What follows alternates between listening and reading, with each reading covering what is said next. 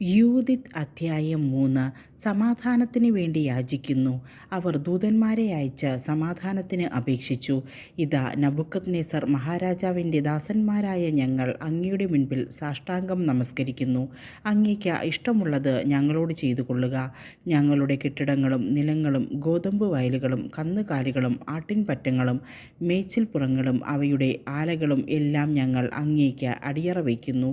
അവയോട് എന്തും ചെയ്തു കൊള്ളുക. ഞങ്ങളുടെ നഗരങ്ങളും അതിലെ നിവാസികളും അങ്ങയുടെ അടിമകളാണ്. അങ്ങയുടെ ഇഷ്ടം പോലെ പ്രവർത്തിച്ചു കൊള്ളുക. ജനങ്ങൾ വന്ന് ഇതെല്ലാം ഹോളോഫർണസിനോട് പറഞ്ഞു. അവൻ സൈന്യസമേതം കടൽ തീരത്തേക്കിറങ്ങിച്ചെന്നു. മലമുകളിലെ നഗരങ്ങളിൽ സൈനിക താവളങ്ങൾ സ്ഥാപിക്കുകയും അവരിൽ നിന്ന് സമർത്ഥരായ ആളുകളെ തന്നെ സഹായിക്കാൻ നിയോഗിക്കുകയും ചെയ്തു. ഇവരും സമീപ പ്രദേശങ്ങളിലെ ജനങ്ങളും അവനെ മാലയിട്ട് നൃത്തവാദ്യങ്ങളോടെ സ്വീകരിച്ചു. അവൻ അവരുടെ ആരാധനാ മന്ദിരങ്ങൾ തട്ടിത്തകർത്തു, അവരുടെ വിശുദ്ധമായ ഉപവനങ്ങൾ വെട്ടിക്കളഞ്ഞു. കാരണം ജനതകളെല്ലാം നബൂഖദ്നേസറിനെ മാത്രം ആരാധിക്കുന്നതിനും എല്ലാ നാവുകളും ഗോത്രങ്ങളും അവനെ ദൈവമെന്ന് വിളിക്കുന്നതിനും വേണ്ടി സ്ഥലത്തെ സകല ദേവന്മാരെയും നിർമൂലനം ചെയ്യണമെന്ന് ഹോളോഫർണസിന് ആജ്ഞ ലഭിച്ചിരുന്നു.